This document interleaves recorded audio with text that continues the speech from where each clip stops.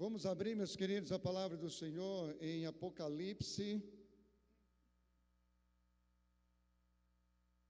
no capítulo 3.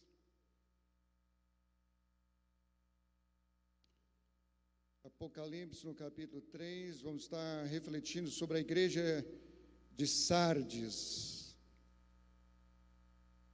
E ao anjo da igreja que está em Sardes, escreve: Isso diz o que tem os 7 Espíritos de Deus e as 7 estrelas. Eu conheço as tuas obras, que tens nome de que vives e está morto. Sê vigilante e confirma o restante que estava para morrer, porque não achei as tuas obras perfeitas diante de Deus. Lembra-te, pois, do que tens recebido e ouvido, e guarda-o, e arrepende-te. E se não vigiares, virei sobre ti como ladrão, e não saberás a que hora sobre ti virei.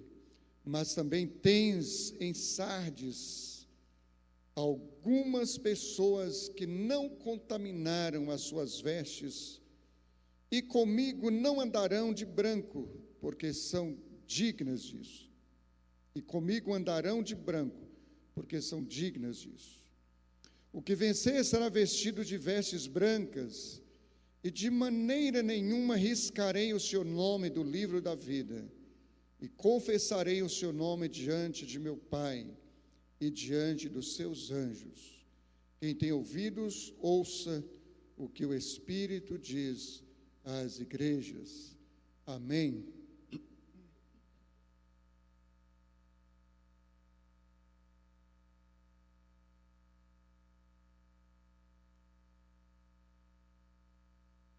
Meus queridos, nós temos dito que a palavra do Senhor é eterna.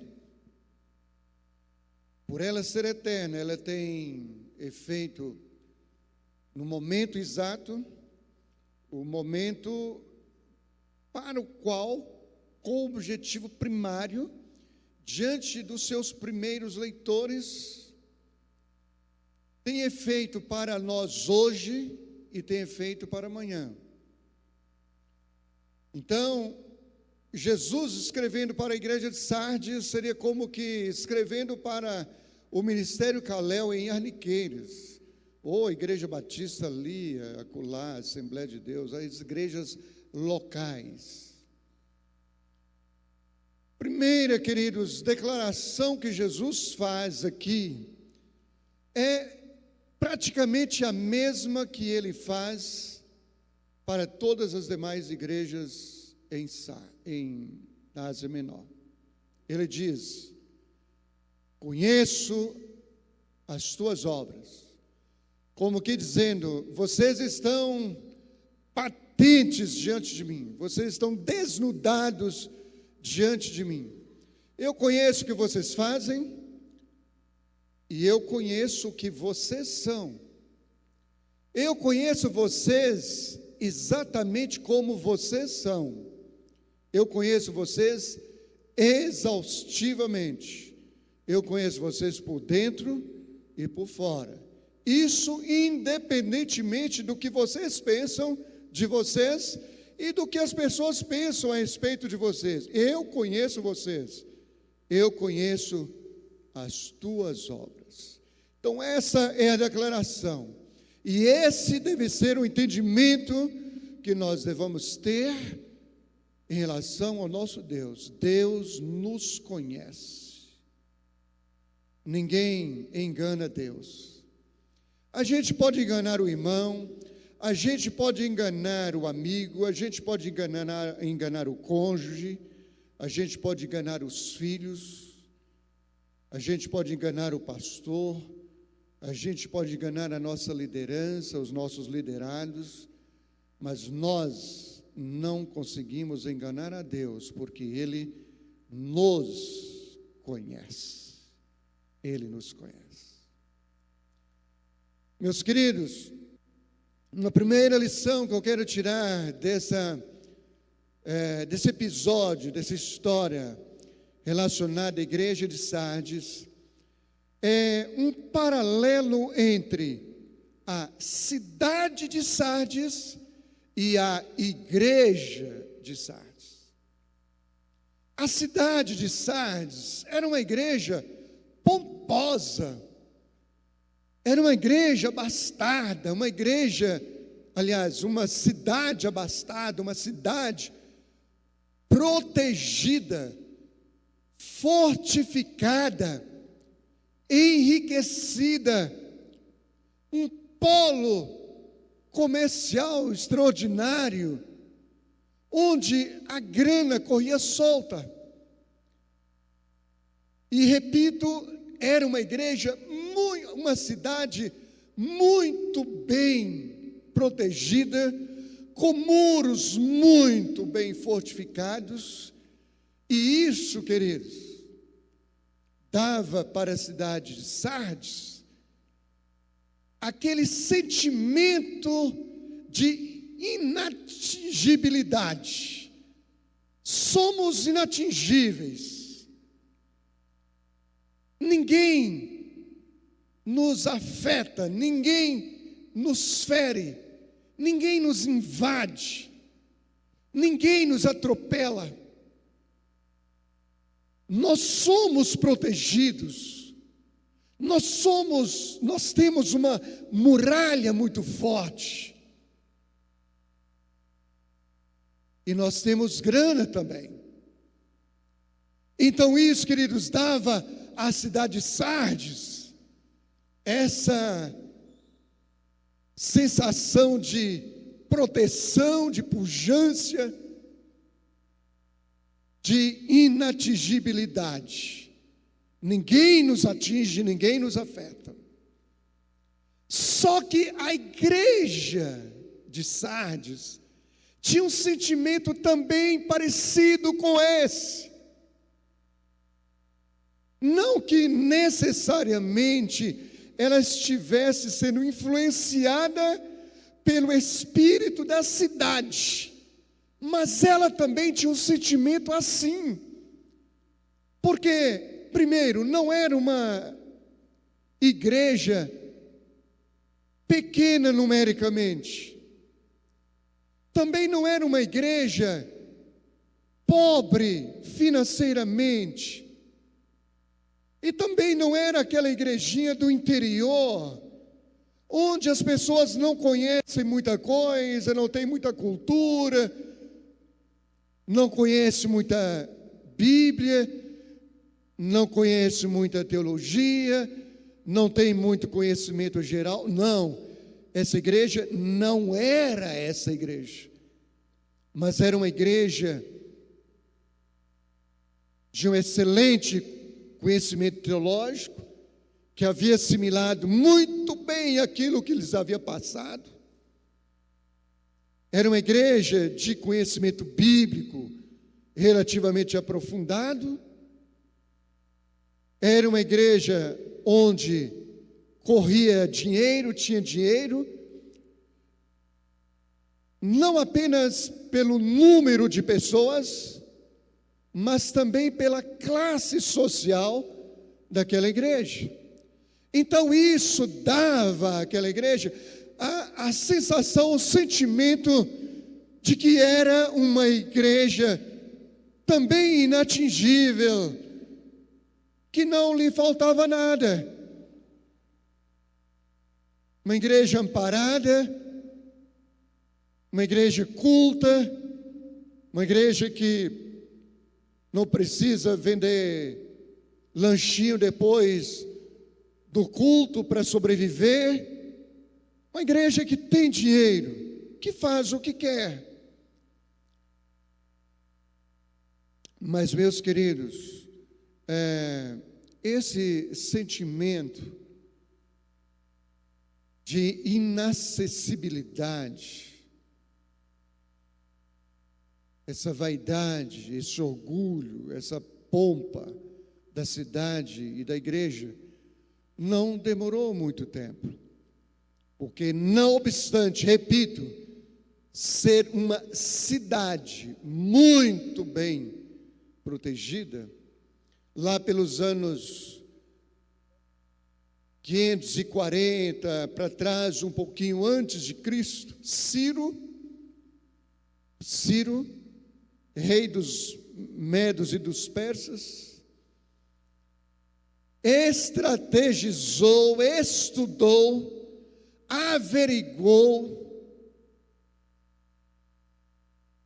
um ataque à cidade e rodou com seu exército 14 dias e percebeu uma coisa, percebeu uma brecha no muro,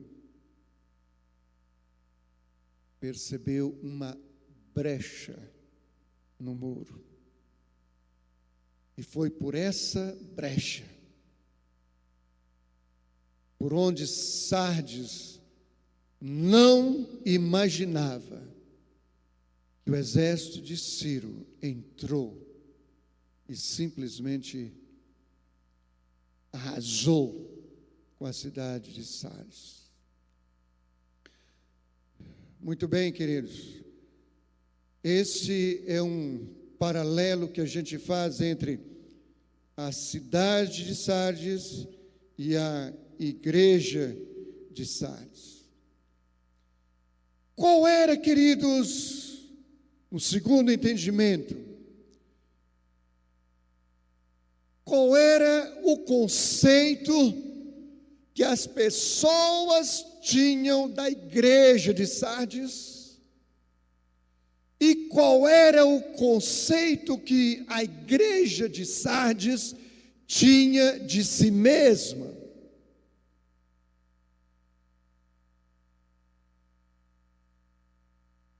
Era tudo aquilo que nós dissemos e muito mais. Uma igreja que se apresentava na sociedade como uma igreja de influência, uma igreja de nome e de renome,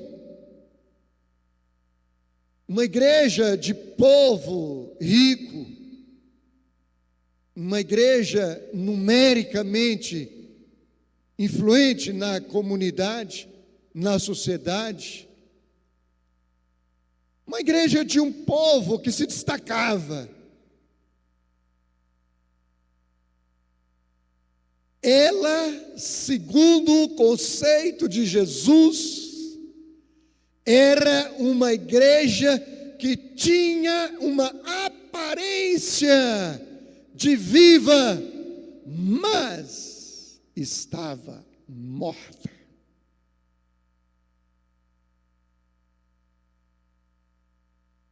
É a declaração de Jesus. Ele diz: eu conheço você, e você vive só de fachada, só de aparência. Eu conheço você, eu sei quem é você. Você não me engana. Você se apresenta aí na comunidade, na sociedade, na cidade, como uma igreja viva. Se acha uma igreja viva, mas é só aparência, é só fachada, está morta. Meus queridos, o Senhor nos conhece, e Ele sabe se nós temos aparência de vivos, e se estamos vivos, ou se somos de aparência de vivos e estamos arrasados, mortos. Mais do que mornos, mas mortos. Ele nos conhece. Ele conhece esse altar aqui. Ele sabe se o pastor aqui está vivo ou morto. Se cada ministrante de louvor aqui está vivo ou morto. Se cada instrumentista está vivo ou morto. Se cada um do que senta nessas cadeiras está vivo ou morto. Ele conhece cada um de nós. Ele conhece a nossa interioridade.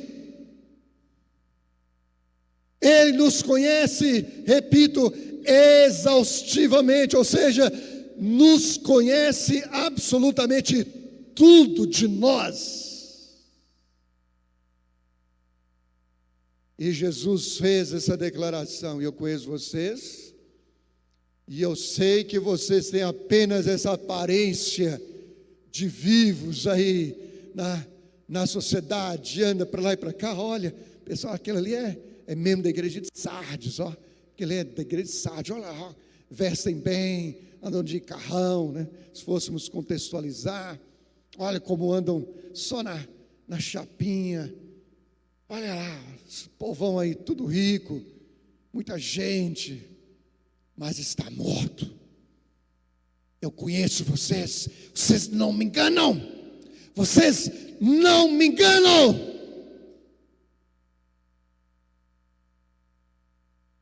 Eu sei quem são vocês, repito, não me enganam. Vocês vivem de fachada, é apenas aparência de que são vivos, mas na realidade, no fundo, são mortos.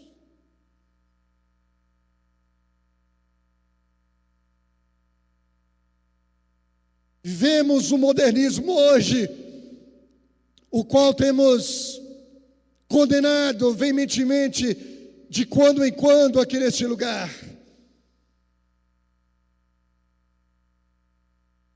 Onde as estrelas gospels, que na realidade são os verdadeiros artistas gospels, que de gospel, de evangelho, pouquíssimo tem. Tudo virou comércio. E para eu pregar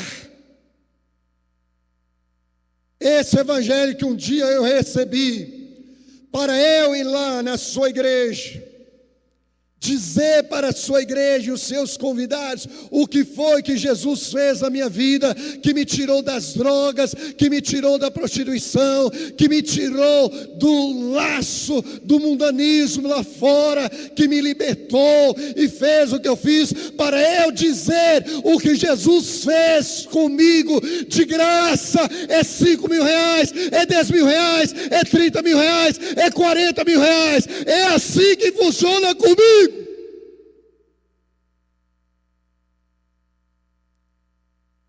Para eu pregar aquilo que Jesus me deu de graça, o preço é esse, se quiser.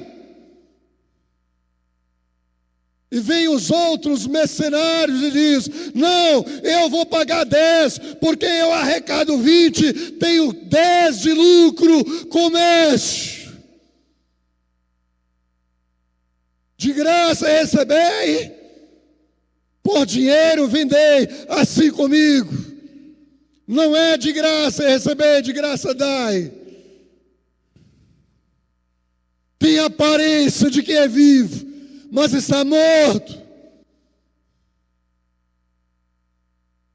Chega à frente, toma o microfone e arrebenta. Entra pelas portas dos fundos, sai pelas portas dos fundos. E como alguns até dizem, eu gosto de multidão, mas eu não gosto de gente.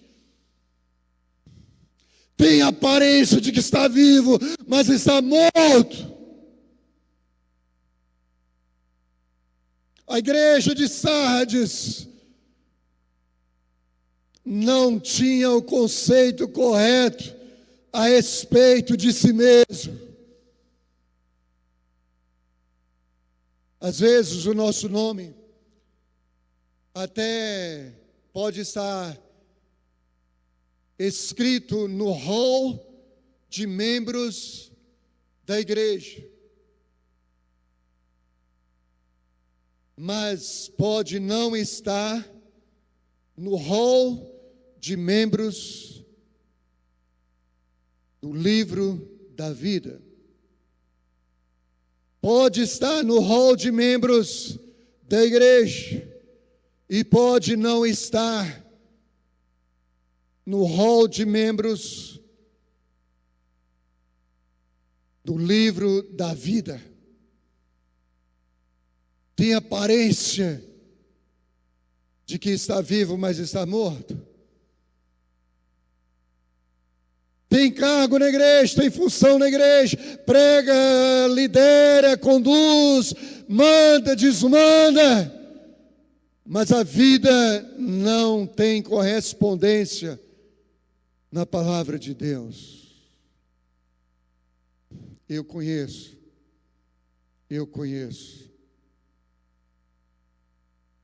Vocês não me enganam, só tem aparência de vivos, mas estão mortos.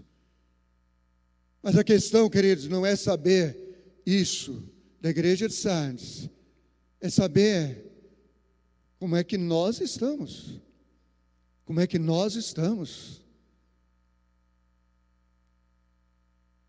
Porque às vezes, queridos, nós temos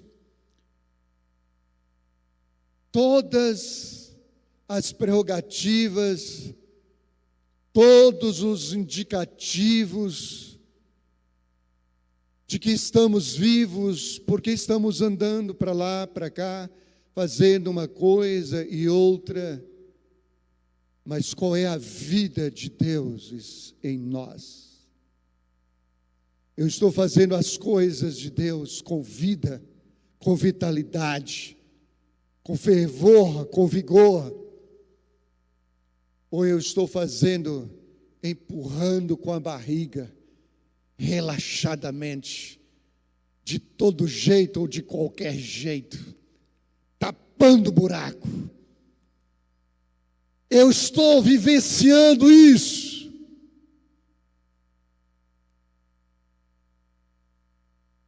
Eu estou empolgado com isso. Eu estou botando vida nisso. Tem vida no meu ministério. Tem sonhos no meu ministério. Tem paixão no meu ministério, naquilo que estou falando com Deus, fazendo para Deus. Tem fervor.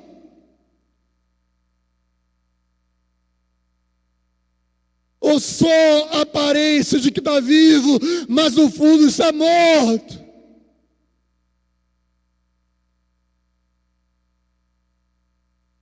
Quantos, queridos, muitas vezes não quer nenhuma responsabilidade da igreja, mas quer arrebentar por aí afora, sabe por quê?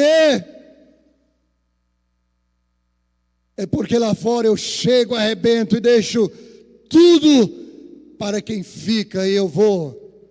Já apresentei o meu showzinho, mas pagar o preço pela vida das pessoas ou pelas vidas das pessoas, eu não quero que ninguém me tire da minha zona de conforto, até porque eu não tenho vida para isso, não tenho testemunho para isso. Eu só tenho a aparência de que estou vivo, mas estou morto. Muito bem, queridos. Um outro entendimento que nós temos deste texto é o seguinte: Sardes está morta. Mas a pergunta é a seguinte: se Sardes está morta, se a igreja de Sardes está morta, quem matou a igreja de Sardes? Essa é uma pergunta de extrema relevância. Eu repito, de extrema relevância. Porque essa carta de Jesus para a igreja de Sardes é a carta de Jesus para a igreja Calel e Aniqueira, Palmital e assim por diante. A igreja de Sardes, Jesus disse, tem aparência de viva, mas está morta. Repito, se está morta, quem matou a igreja de Sardes? Primeiro lugar, não foi nenhuma perseguição externa.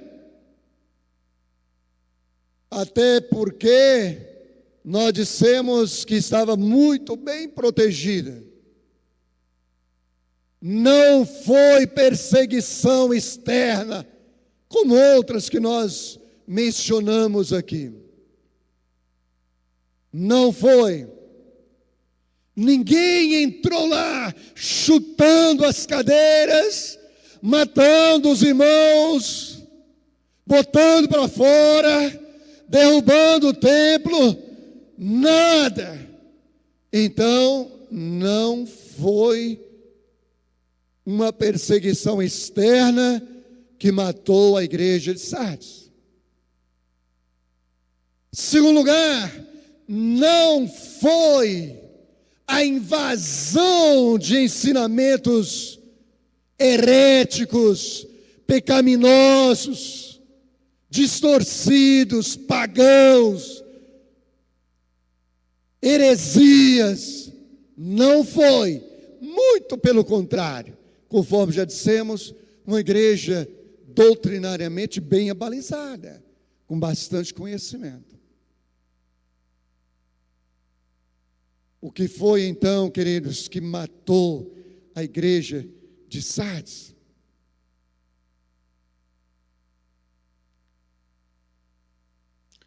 A igreja de Sardes, irmãos,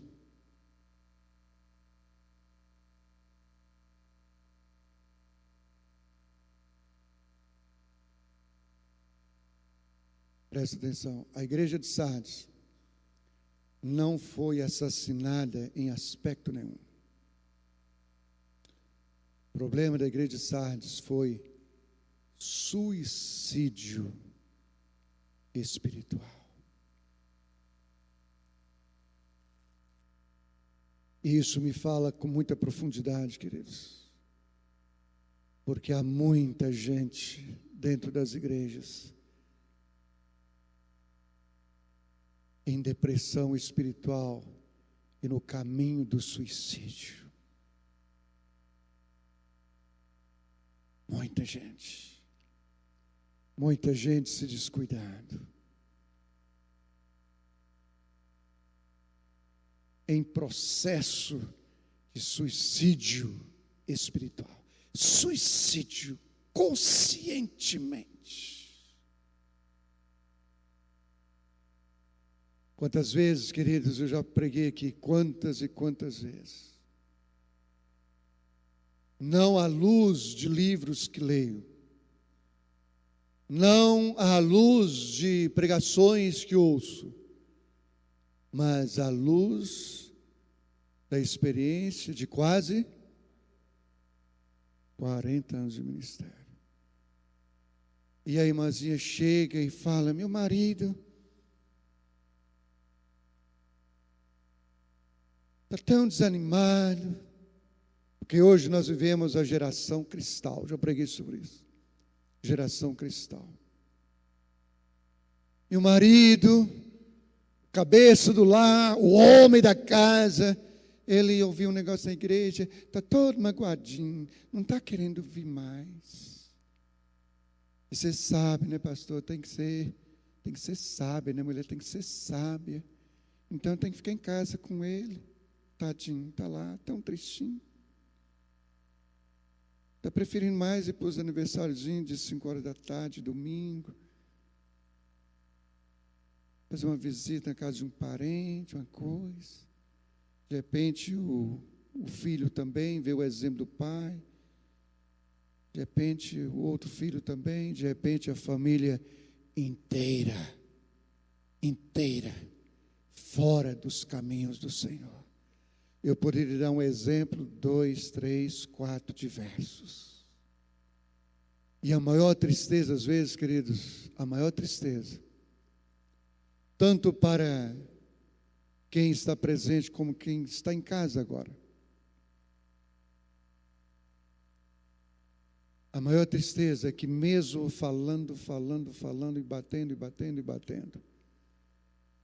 não sai do processo do suicídio espiritual. Tem consciência, sabe disso, pode até ministrar sobre isso, mas há descuido da oração, descuido da leitura da palavra, descuido da intimidade com Deus, pela devocional em casa, da intimidade com Deus, o tempo com Deus, do envolvimento com a vida da igreja. Sabe qual é a igreja que mais cresce hoje, queridos? Eu não sei qual foi que passou na mente dos irmãos agora, mas a igreja que mais cresce hoje é a igreja dos desigrejados. Eles acham que estão certos, certíssimos, pelo simples fato de estar em casa criticando quem está na igreja.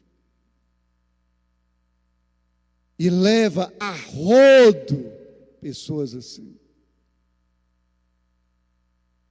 Meu querido, deixa eu dizer uma coisa para você. Tanto você que está em casa, quando está aqui. Eu não tenho tempo de sentar na minha casa, orar, refletir, pensar em preparar uma mensagem só para você. Não. Eu nem sei se você merece isso, se eu mereço isso. Às vezes Deus faz isso conosco. Parece que a palavra é toda para a gente, só para a gente. Até parece que foi de encomenda para a gente. Como a irmã uma vez me disse aqui, pastor, eu estou com as costas igual as costas de Jesus no caminho do Gólgota, rasgada. Louvado seja Deus por isso. Louvado seja Deus. Quem dera toda a palavra fosse assim para mim. Falasse comigo assim. Uma vez, viu, Leide, você está aqui. Uma vez na igreja em Macapá, num culto pequeno durante a semana, eu estava sentado no banco da frente e tinha um irmãozinho pregando, um culto bem pequeno, poucas pessoas. Meus queridos irmãos, esse irmãozinho estava tão enrolado para entregar a palavra, não me lembro quem era, não me lembro de jeito nenhum. Tão enrolado, tão atrapalhado. Eu baixei a cabeça e disse, Senhor, eu quero ouvir o que o Senhor tem para mim nessa noite, por meio desse irmãozinho que está aí na frente. Queridos, bastou eu fechar a boca, no silêncio. Deus começou a usar aquele irmãozinho para mim, para falar ao meu coração. Deus é misericordioso e fala conosco. E Deus corrige o filho que ama. Se não somos disciplinados, corrigidos, somos considerados como bastardos e não como filhos. Nós precisamos, queridos, ter cuidado, vigilância, porque aquela igreja foi tomada por espíritos de vaidade, de orgulho, de presunção, e se descuidou daquilo que havia recebido, do que ela tinha na mente, na palavra de Deus, se descuidou simplesmente. E agora era só aparência, era só fachada, aparência de viva, mas estava morta. Ninguém matou aquela igreja, estava tudo bem. Mas ela entrou num processo de suicídio espiritual, de descuido espiritual que pode acontecer comigo, com você, com qualquer pastor, com qualquer um de nós. E de repente eu posso aqui estar à frente até gritando, falando sua aparência, sua máscara, mas está morto. Precisamos ter cuidado. Tenho refletido muito sobre as lições que Jesus nos transmite com as igrejas da Ásia, que temos comentado nos últimos dias aqui.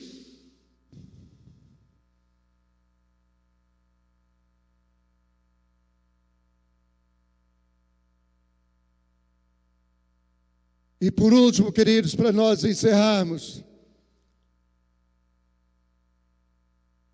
qual é a arma? Qual é a arma que mata uma igreja? Chama-se pecado. O pecado, uma vez consumado, gera a morte. Agora, queridos, tem um detalhe a respeito dessa igreja. Eu estou dizendo o tempo inteiro que a igreja está morta, mas com base na declaração de Jesus. Tem aparência de que está vivo, mas está morta. Mas o próprio Senhor Jesus declara que a igreja não está 100% morta. Alguns não se descuidaram. Alguns vigiaram. E alguns, esses alguns, irão se vestir de vestimentas brancas, porque se dão por onde vestir vestimentas brancas, celestiais, para estarem com o Senhor na glória. Alguns permaneceram, alguns, mas a grande maioria estava morta. O pecado, uma vez consumado, gera a morte. O pecado jaz à porta. Cabe a Deus nos dominar, cabe ao Espírito Santo dominar, cabe a Jesus dominar, cabe a ti dominar.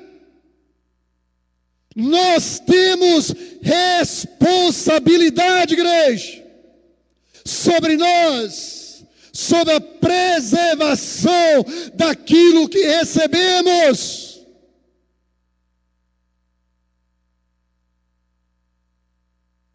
Sobre a conservação daquilo que recebemos. Sobre a prática daquilo, a vivência daquilo que recebemos de ensinamentos. A grande maioria se descuidou, foi tomada por um sentimento, um espírito de presunção, de que conhece bastante, tem muita teologia. Deixa eu dizer uma coisa para os irmãos: precisamos estudar, estudar e estudar. Precisamos, a palavra de Deus, sim. Mas deixa eu dizer uma coisa para os irmãos: os maiores e melhores teólogos do Brasil e do mundo não são necessariamente os melhores crentes, os melhores servos.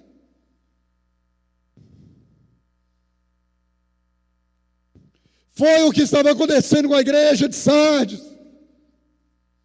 Muito conhecimento, mas associada a muito descuido, muita jactância, muita presunção, muito orgulho, sentimento de independência, e digo independência de tudo, independência financeira, independência de proteção, e inclusive independência de Deus. Eu disse aqui, queridos, uma vez que, conversando com uma pessoa, ela disse: olha, eu visitei uma determinada igreja, isso foi aqui em Brasília, E ela disse uma coisa interessante, ela disse o seguinte: olha, a sensação que a gente tem naquela igreja é de que aquele povo não precisa de Deus. É muita exuberância e é muito mecanismo no culto. As coisas são colocadas com muita pompa, muita formalidade. Não há lágrima nos olhos, não há quebrantamento, não há expressão nenhuma de dependência de Deus, de carência de Deus, de precisão de Deus para nada.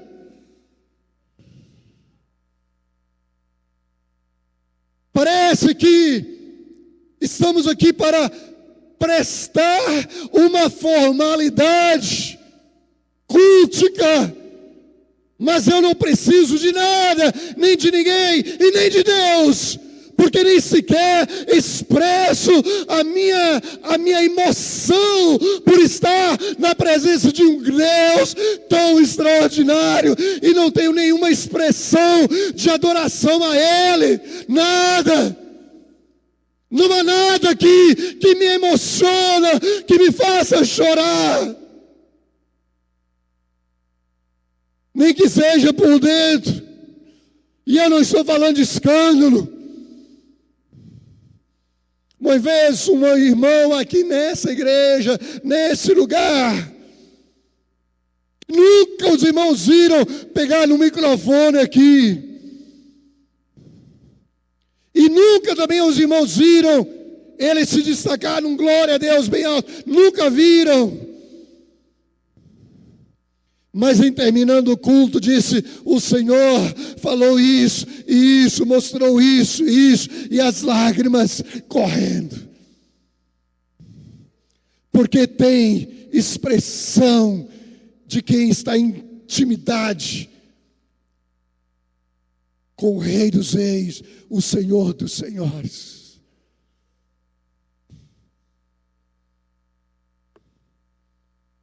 E agora, queridos, encerrando, quer dizer, o que foi que Jesus falou para essa igreja?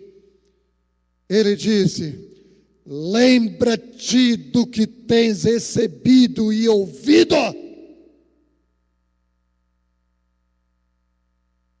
Vocês receberam ensinamento, ouviram muitos ensinamentos. Lembre disso, porque a impressão que passa é que vocês esqueceram de tudo isso e que vocês não sabem de mais nada. Segundo Jesus diz: arrepende-te.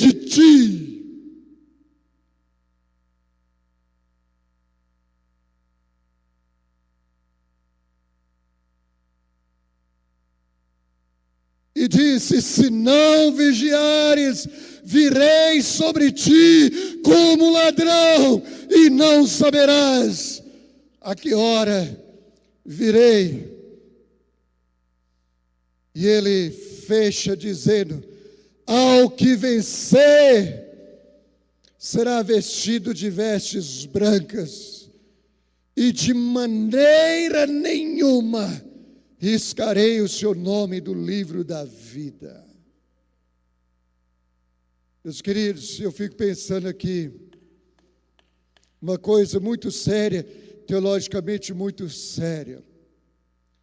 Porque se determinados teólogos olharem para este versículo aqui agora, vai dizer que Jesus está falando uma grande besteira, porque como é que ele escreveu o nome dele no livro da vida e agora vai riscar de novo? Como é que o livro da vida é todo borrado? Aí se arrepende, volta de novo, escreve de novo. Que negócio é esse? Que heresia é essa que Jesus está falando? Porque salvo uma vez, salvo para sempre. Eu não quero entrar nessa. Eu não quero entrar nisso. Eu vou me prender ao texto. Jesus está dizendo: ao que vencer será vestido de vestes brancas, e de maneira nenhuma riscarei o seu nome no livro da vida, e confessarei o seu nome diante de meu Pai e diante dos seus anjos. Não vou entrar em discussões idiotas, centenárias, sem nenhuma solução. Não sou dessa linha mais, já fui. Prefiro me ater ao que a palavra está dizendo e dizer: vamos vigiar. Vamos vigiar. Problema da igreja de Sardes foi o descuido.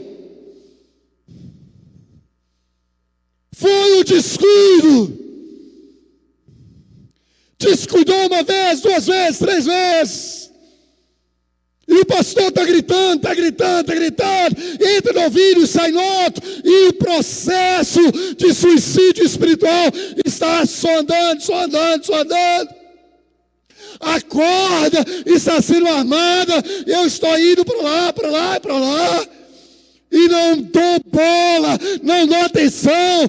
Isso aconteceu com o fulantão, isso aconteceu bem aqui pertinho, isso aconteceu não sei aonde, mas isso não acontece comigo. Meu pai desviou, minha mãe desviou, meu irmão desviou, meu filho desviou, meu amigo desviou, minha amiga desviou, pastor fulantão desviou, mas comigo isso nunca acontece. Aquele que pensa e está em pé, veja que não caia.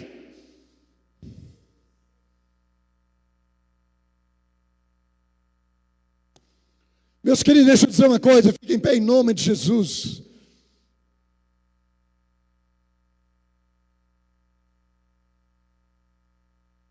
Como é que você pensa que as mensagens aqui aparecem, surgem? Será que é assim? Eu chego e pergunto: Deus, fulano, ciclano, beltrano, isso, aquilo outro na igreja, quem está precisando de uma carapuça, me mostra aí, e eu vou preparar uma igual, bem certinha, para na medida certa. Será que é assim? Se tem alguma carapuça, eu vou dizer para os queridos irmãos, é essa aqui, para essa cabecinha aqui. Se primeiro o Espírito de Deus não amadurecer essa palavra para mim, essa palavra o Senhor me deu logo no início da semana, e ela falou muito ao meu coração, para mim,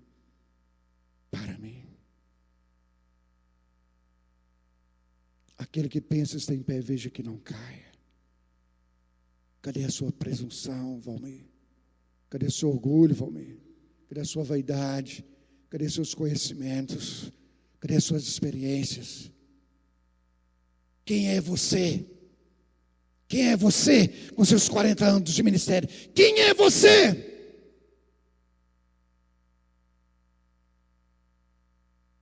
Você não é nada.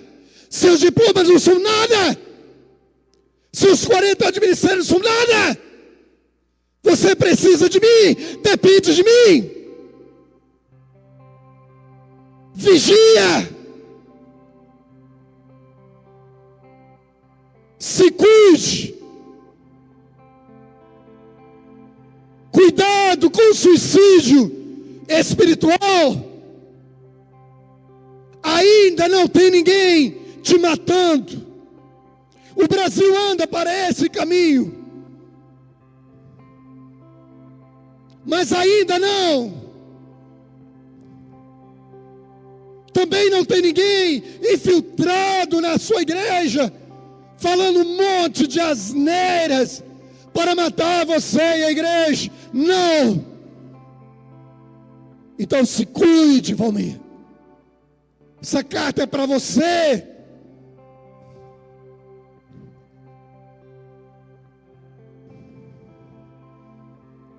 Vamos orar, igreja, em nome de Jesus. Aleluia. Arrepende-te, senão virei a ti como ladrão. Arrepende-te. Meu querido, deixa eu dizer uma coisa. Eu estou com vontade que você venha à frente. Eu quero orar com vocês aqui à frente. Quero chamar os pastores também. Nós não vamos fazer imposição de mãos, mas eu gostaria que os pastores estivessem aqui à frente. Venha à frente, meu querido. Você quer fazer um renovo, uma reconciliação, uma reafirmação de pacto, enfim, uma reconsagração ao Senhor, uma busca de fortalecimento, de vigor, mais vigor espiritual, mais fervor.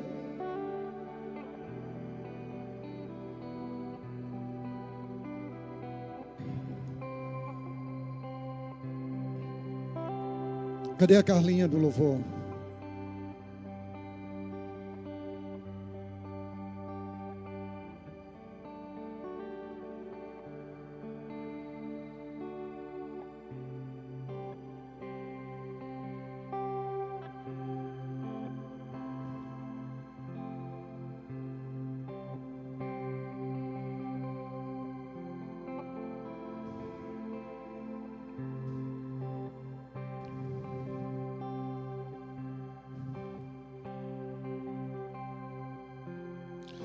Deus, nós oramos a Ti agora, Senhor, no nome do Senhor Jesus Cristo, no nome do Senhor Jesus Cristo. Nós oramos a Ti agora por nós. Deus, tenha misericórdia de nós. Deus, em nome de Jesus. Deus, em nome de Jesus, tenha misericórdia de mim, Senhor. Tenha misericórdia de nós, pastores. Nós não somos nada, nossos conhecimentos não são nada. Deus, tenha misericórdia dos professores de EBD, de escola dominical, dos líderes de células, dos diáconos, de toda a liderança. Nós não somos nada. Remova do nosso coração toda a presunção, toda a vaidade, todo o orgulho, todo o sentimento de independência de Ti, porque nós somos carentes, dependentes do Senhor. Nós precisamos do Senhor.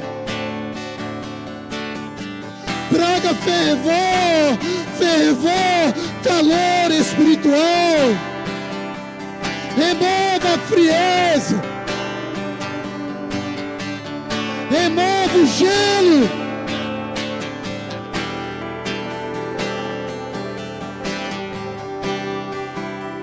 Oh Espírito de Deus. Oh Espírito Santo do Senhor, nós precisamos do Senhor. Nós precisamos do Senhor.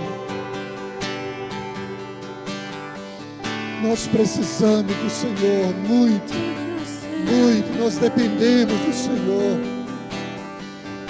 Dá-nos simplicidade, dá-nos humildade, em nome de Jesus. Em nome de Jesus. Em nome de Jesus.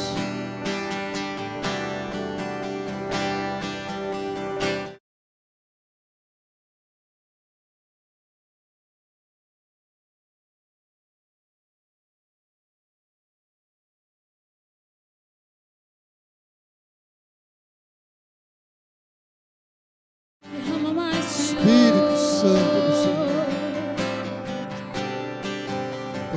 Espírito de Nós Deus. queremos ir mais fundo, mais profundo em Ti, Jesus. Mais fundo em amor por Ti, Jesus. Oh Deus, queremos nos arrepender nessa noite. Mais de Ti.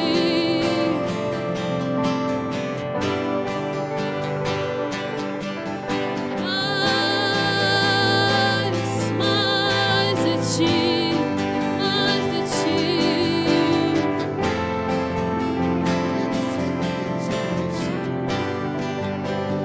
Quero ir mais fundo, leva-me mais perto, onde eu Te Arrependemos diante do encontro. Senhor. Deus, perdoa os nossos pecados. Perdoa a nossa Aos Teus distração. pés me rendo, Perdoa a nossa pois distração, a nosso Tua descuido. glória eu quero ver.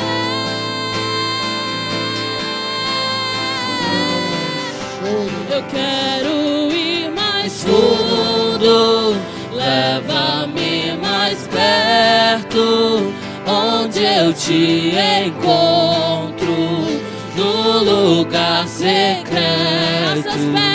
Aos Teus pés me rendo, pois a Tua glória eu quero ver.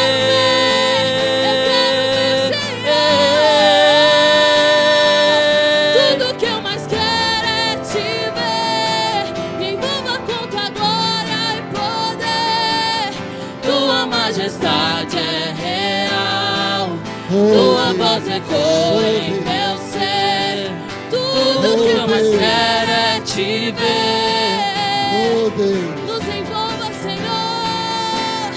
Tua majestade é real, Tua voz ecoa em meu ser. Quero ir mais fundo, leva-me mais perto, onde eu Te encontro, no lugar secreto. Aos Teus pés me rendo, pois a Tua glória eu quero ver.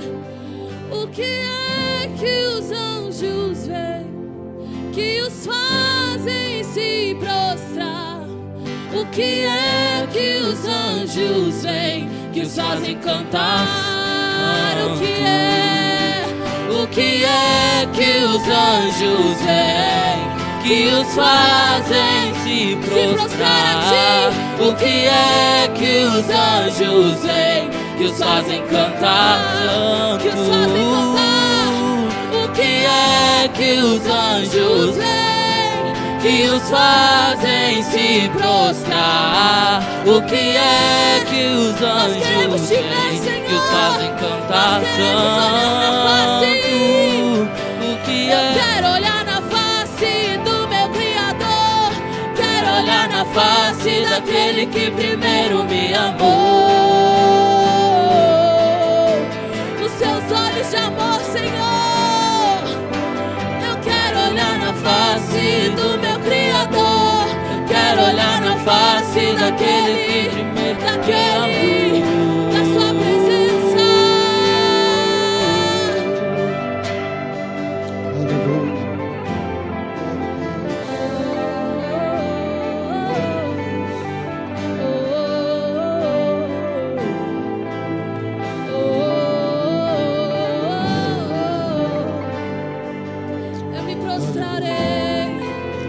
Eu me prostrarei diante de ti, perante a sua vontade.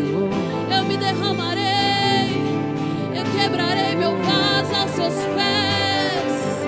Eu olharei na sua face, eu te contemplarei.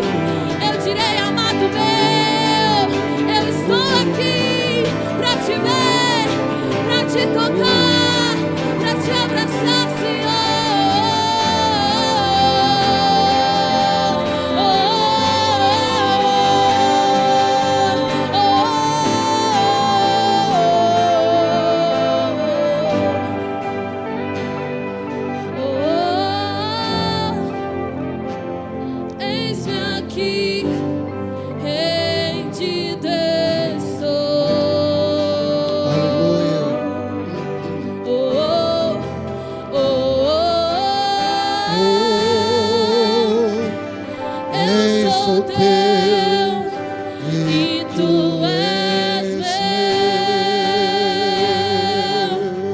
forte, igreja. Oh, oh, oh, eis-me aqui, rei de Deus sou, aos seus pés, Senhor. Oh, oh, oh, eu sou teu e tu és meu.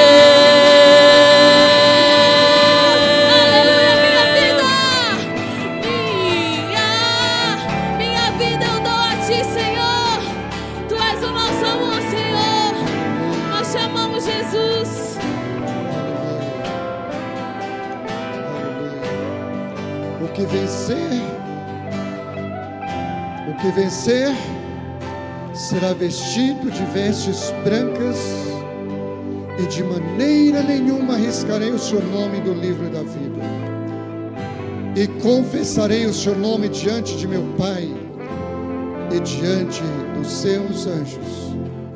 Quem tem ouvidos, ouça o que o Espírito diz às igrejas. Diga comigo assim: eu tenho ouvidos para ouvir o que o teu Espírito me disse nessa noite. Aleluia! Glória a Deus! Aleluia! Glória a Deus! Glória a Deus! Glória a Deus! Aleluia! Poder sentar, querido, no seu lugar.